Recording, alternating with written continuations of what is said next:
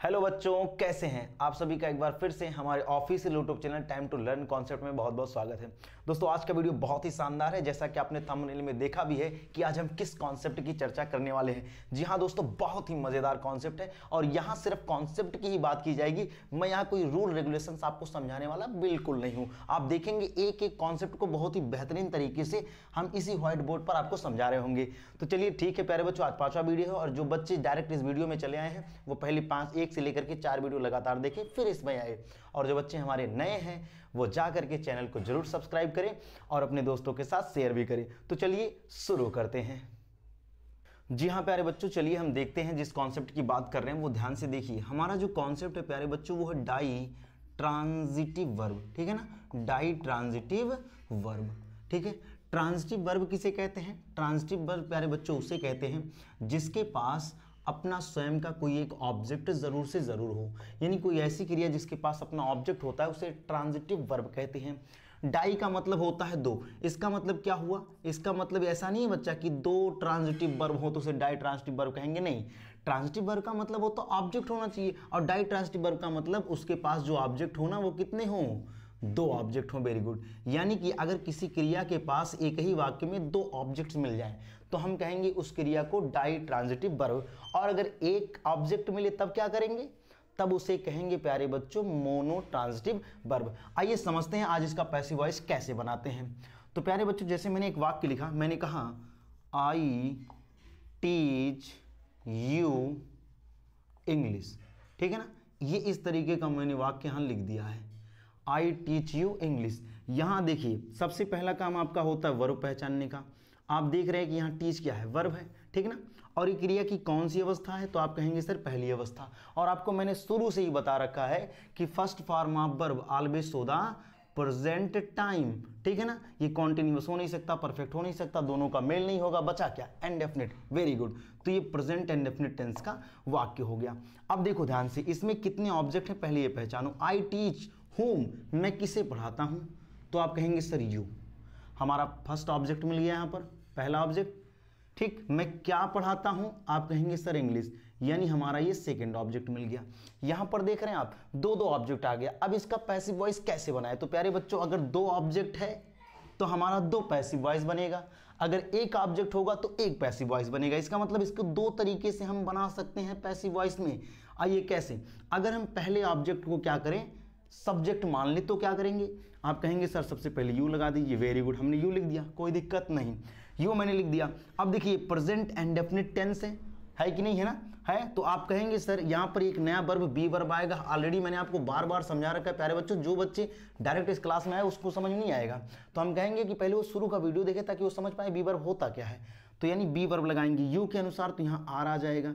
Very good. और जो active voice का मेन वर्ब होता है उसकी हमेशा थर्ड फॉर्म आती है, तो यहाँ लिख देंगे टाट, ठीक है ना। तो हो जाएगा यू आर टाट, ठीक। अब जो ऑब्जेक्ट आपका बचा है ना उसको आप यहीं लिख दीजिए। इसके बाद आखिरी में बाई लगा करके आप क्या करते हैं, इसी सब्जेक्ट का ऑब्जेक्टिव केस लगा देते हैं मी। वेरी गुड, ठीक है ना। ये पैसिव वॉइस बन के तैयार है आपका। अब आप अगर कहें नहीं सर इंग्लिश को अगर हम बना देते हो, हमने कहा बना दो, कोई टेंशन नहीं, चलो आओ ये भी बना के देख लेते हैं, उसमें क्या जाता भाई।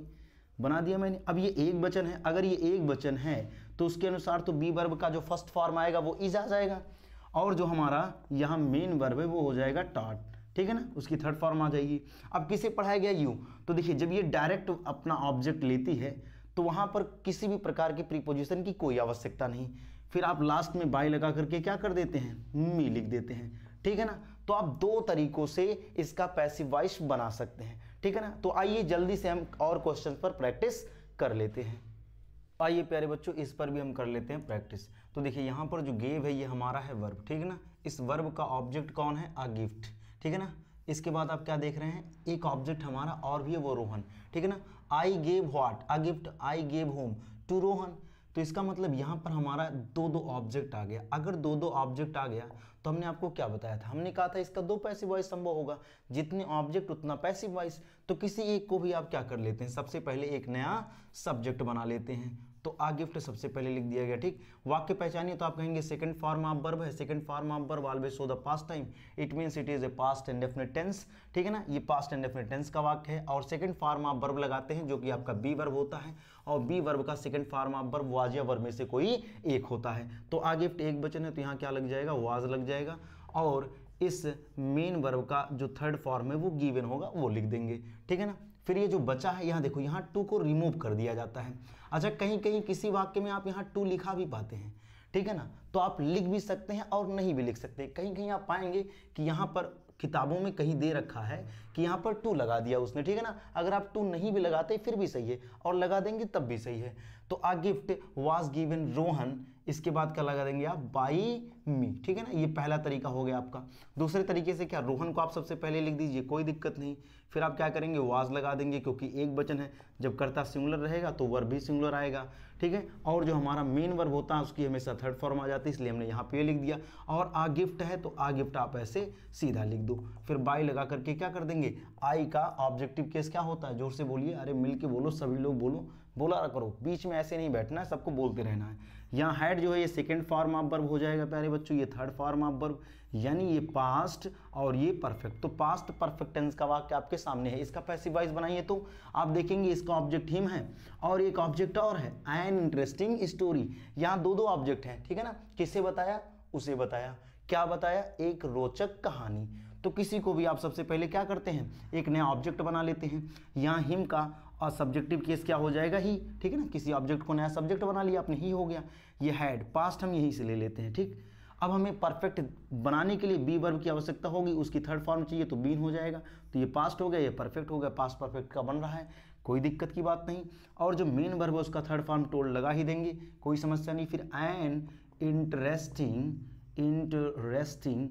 स्टोरी, एन इंटरेस्टिंग स्टोरी, और फिर बाई लगा करके लास्ट में आप क्या कर देते हैं, बाई लगा करके लास्ट में सब्जेक्ट का ऑब्जेक्टिव केस, तो ही का ऑब्जेक्टिव केस क्या होता है, वेरी गुड। ठीक है ना, ये एक तरीका हुआ। दूसरे तरीके से कैसे बनाएंगे, अब कहेंगे सर इसमें क्या दिक्कत है, अब तो हमको सब आ गया, वेरी गुड, अच्छी बात है, आना ही चाहिए भाई, क्यों नहीं, उसीलिए पढ़ाया जा रहा है, और आपको आए ना तो फिर कोई मतलब भी नहीं होता है, तो सबको आना चाहिए। तो ये हमारा बन गया नया सब्जेक्ट। अब ये नया सब्जेक्ट बना, ठीक, तो यहाँ हेड लगा देंगे, फिर यहाँ बीन लगा देंगे, फिर जो मेन वर्ब है उसका थर्ड फॉर्म टोल्ड यूज कर लिया जाएगा, जैसा कि यहाँ पर है। ठीक है ना, बिल्कुल सेम टू सेम चलना है।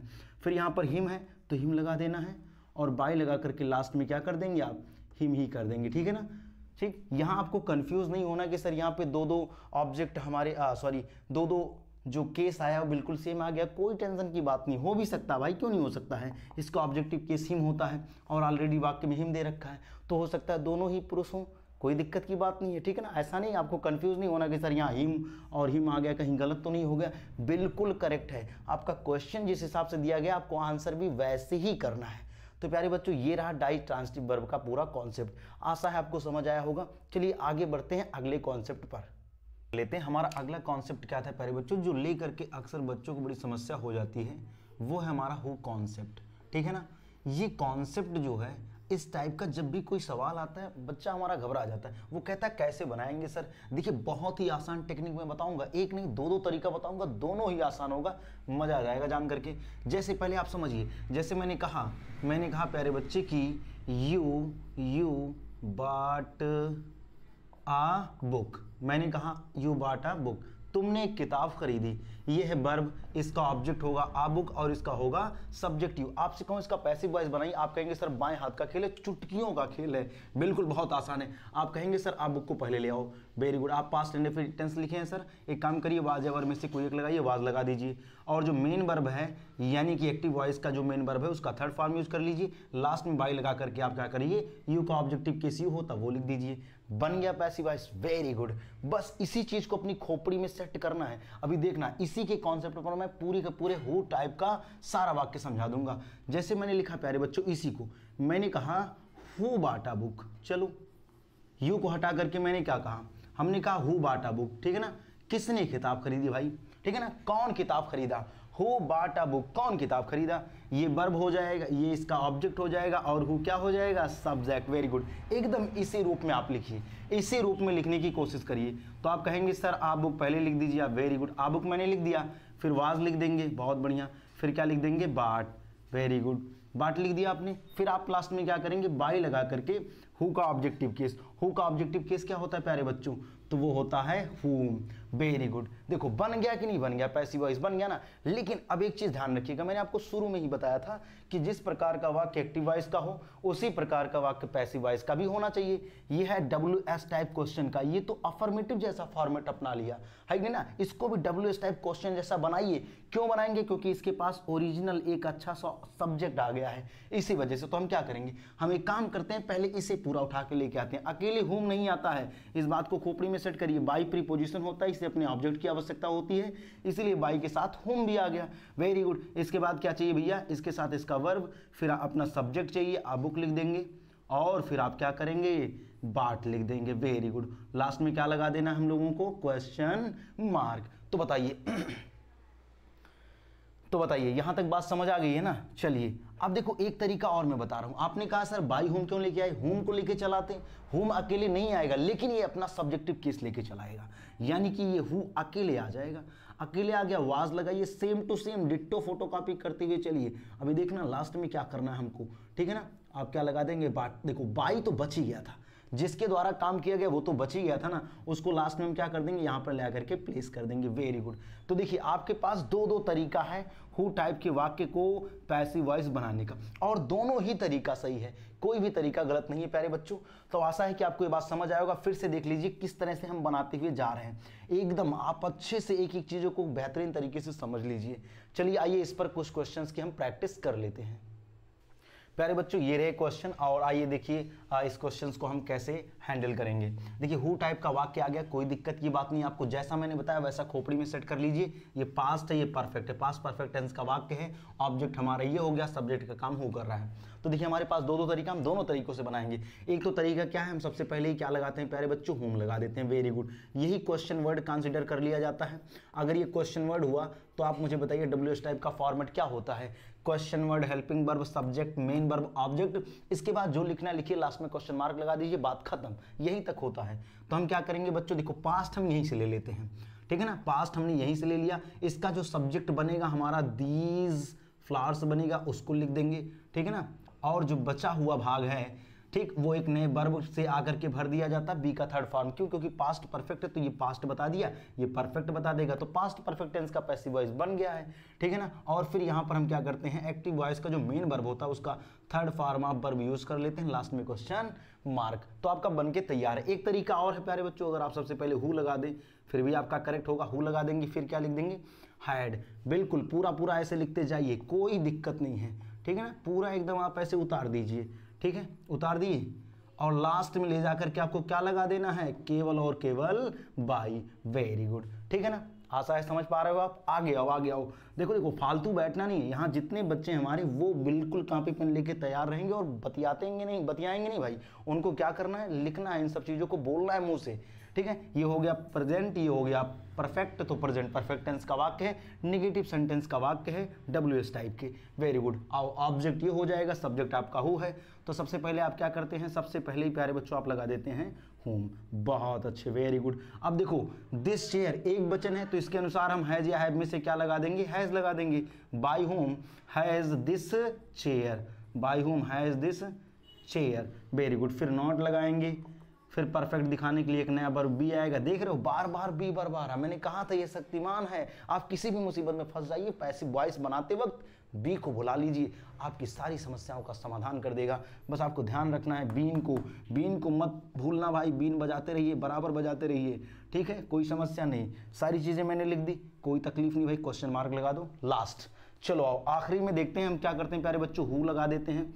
वेरी गुड, यहाँ हु लगा देंगे, फिर हैज लिखना पड़ेगा। क्यों, क्योंकि दिस चेयर यहाँ पे हमारा नया सब्जेक्ट बना हुआ है जो कि एक वचन है, इसलिए हैज आ गया।